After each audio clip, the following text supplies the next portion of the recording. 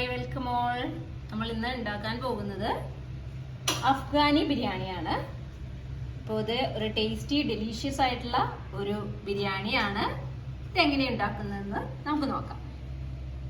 ആദ്യമായി ബിരിയാണി തയ്യാറാക്കുന്നതിനുള്ള സ്പൈസസ് ആണ് റെഡിയാക്കുന്നത്. കുറച്ച് കുരുമുളക്, 4 ഏലക്കായ്, 2 വലിയ പട്ട ചെറിയ കഷ്ണങ്ങളാക്കിയത്, പിന്നീട് അല്പം 1/2 സ്പൂണോളം ചെറിയ ജീരകവും ചേർക്കാം. ഗ്യാസ് ഓൺ ചെയ്തതിന് ശേഷം ഒരു 4-5 സ്പൂൺ നെയ്യ് ചേർക്കാം.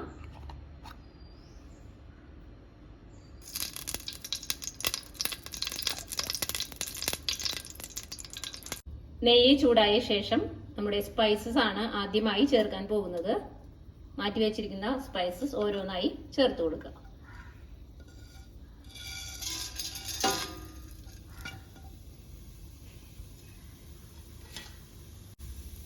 സ്പൈസസ് ഒന്ന് ചൂടായി വന്നതിന് ശേഷം നമുക്ക് സവോള അരിഞ്ഞത് ചേർത്ത് കൊടുക്കണം.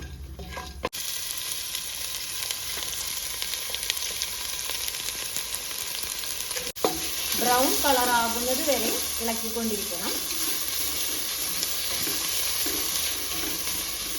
വളരെയധികം ബ്രൗൺ കളർ ആയതിനു ശേഷം മാത്രമേ നമുക്ക് അടുത്ത ഇൻഗ്രീഡിയന്റ് ഇതിലേക്ക് ചേർക്കാൻ പാടുള്ളൂ. എന്നാൽ മാത്രമേ അഫ്ഗാനി ബിരിയാണിക്ക് നമ്മൾ ഉദ്ദേശിച്ച ടേസ്റ്റ് കിട്ടുകയുള്ളൂ. അടുത്തതായി വെളുത്തുള്ളി 1 സ്പൂണോളം ചതച്ചത്, അതുപോലെ ഇഞ്ചി 1 സ്പൂണോളം ചതച്ചത്.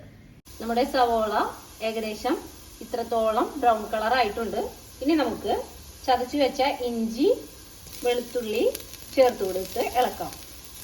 ബിരിയാണിയിലേക്ക് ആവശ്യമായ ചിക്കൻ നമ്മൾ കഴുകി അരിപ്പയിൽ വെള്ളം വാർന്നൊഴിക്കാൻ വേണ്ടി വച്ചിട്ടുണ്ട്.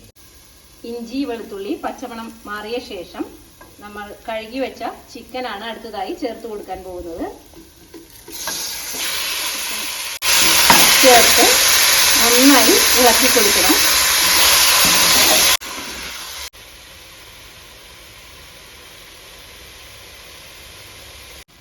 അടുത്തതായി ഇളക്കി യോജിപ്പിച്ച ശേഷം ആവശ്യത്തിന് ഉപ്പ് ചേർത്ത് കൊടുക്കുക.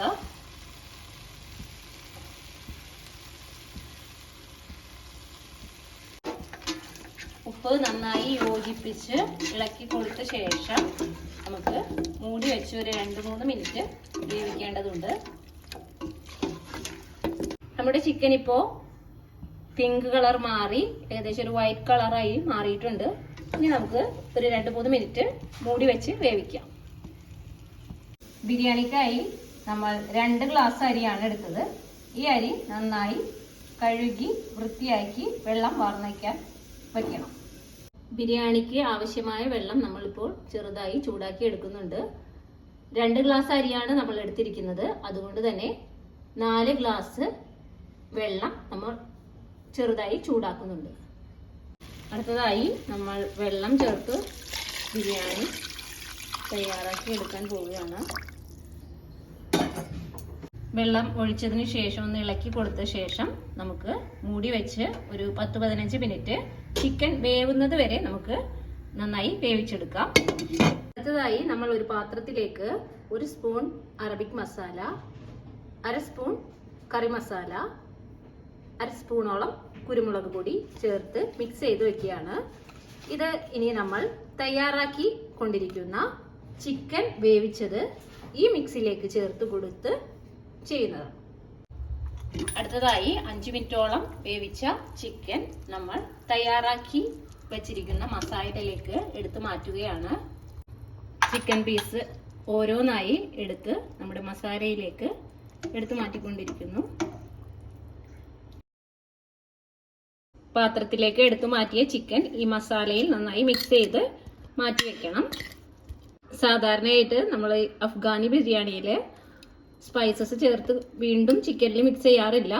നമ്മുടെ വീട്ടിലെല്ലാവർക്കും ഈ അറബിക് മസാലയുടെ ഒക്കെ ടേസ്റ്റ് ഇഷ്ടമായതിനാൽ നമ്മൾ വീണ്ടും ഇത് ഫ്രൈ ചെയ്യാൻ വേണ്ടിയിട്ടാണ് ഈ ചിക്കൻ എടുത്ത് മാറ്റിയത്. അപ്പോൾ മസാലയിൽ മിക്സ് ചെയ്തതിന് ശേഷം നമ്മളിത് ഫ്രൈ ചെയ്തെടുക്കും.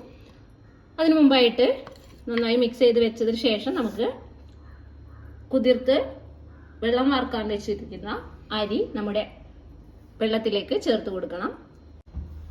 ചിക്കൻ വേവിക്കാൻ വെച്ചപ്പോൾ 4 ഗ്ലാസ് വെള്ളം എന്നത് ഏകദേശം 3 ഗ്ലാസ്സിലേക്ക് എത്തിയിട്ടുണ്ട്. ഇനി നമ്മൾ ഈ വെള്ളത്തിലേക്കാണ് അരി ചേർത്ത് കൊടുക്കുന്നത്. ഇത് ശരിക്കും പറഞ്ഞാൽ ചിക്കൻ സ്റ്റോക്കാണ് ഇപ്പൊ നമുക്ക് കിട്ടിയിരിക്കുന്നത്. അതിൽ അല്പം മസാല ഉണ്ടെന്നുള്ളൂ. ഇതിലിപ്പോൾ നമ്മൾ ആദ്യമായി തന്നെ ഉപ്പ് ചേർത്തതിനാൽ ആവശ്യത്തിന് ഉപ്പുണ്ട്. നമുക്ക് വേണമെങ്കിൽ ഒന്ന് ആവശ്യത്തിനുള്ള ഉപ്പുണ്ടോ എന്ന് പരിശോധിച്ച് നോക്കാം. അതിനുശേഷം നമ്മൾ ഫ്ലെയിം കൂട്ടി വെച്ച് തിള വരുന്നതോടുകൂടി തന്നെ വേഗം മൂടി വെച്ച് വേവിച്ചെടുക്കുകയാണ്. ഇടയ്ക്ക് നമ്മുടെ പാത്രം മൂടി തുറന്ന് നന്നായി ഇളക്കി യോജിപ്പിച്ച് ലെവൽ ചെയ്ത് വെക്കണം. ഇത് ലെവൽ ചെയ്ത് കൊടുക്കാം. അതിനുശേഷം നമുക്ക് മൂടി വെച്ച് വേവിക്കാം.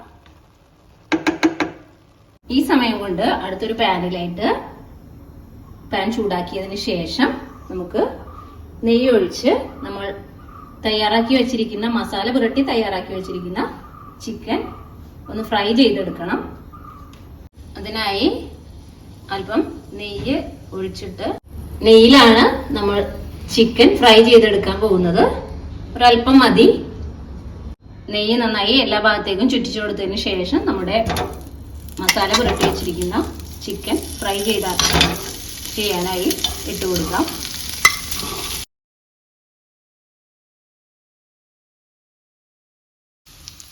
മീഡിയം ഫ്ലെയിമിലാണ് നമ്മളിപ്പോൾ ചിക്കൻ ഫ്രൈ ചെയ്യുന്നത്. ഇനി നമുക്ക് ചിക്കൻ ഒന്ന് മറിച്ചിട്ട് കൊടുക്കാം.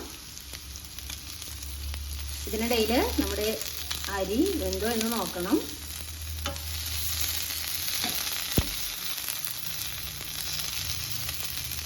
നമ്മുടെ അരി ഇപ്പോൾ വെന്ത് കഴിഞ്ഞു.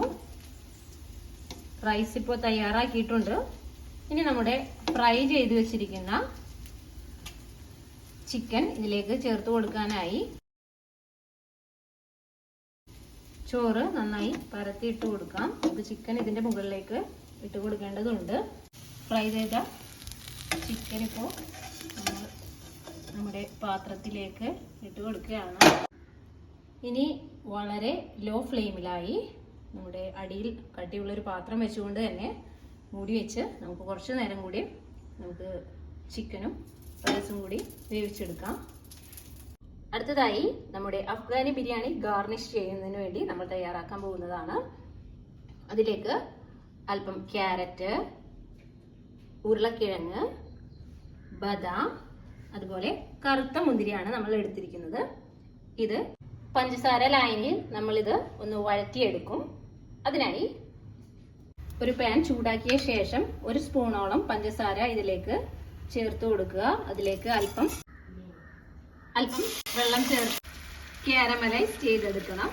ഇപ്പോൾ നമ്മുടെ പഞ്ചസാര സിറം ബ്രൗൺ കളർ ആയിട്ടുണ്ട്. ഇതിലേക്ക് നമ്മുടെ വെജിറ്റബിൾസ് ചേർത്ത് കൊടുക്കാം.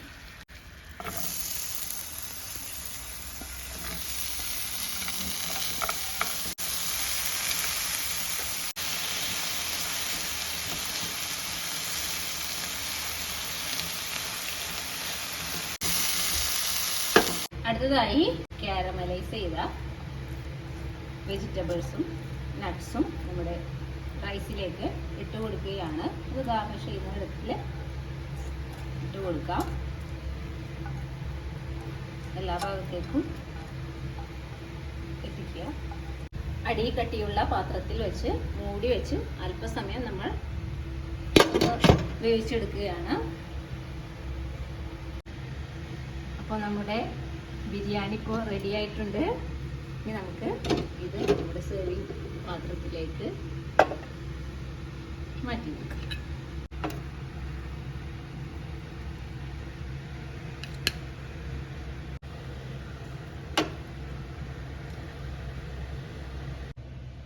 ഇപ്പോൾ നമ്മുടെ ടേസ്റ്റി ചൂടുള്ള അഫ്ഗാനി ബിരിയാണി റെഡി ആയിട്ടുണ്ട്.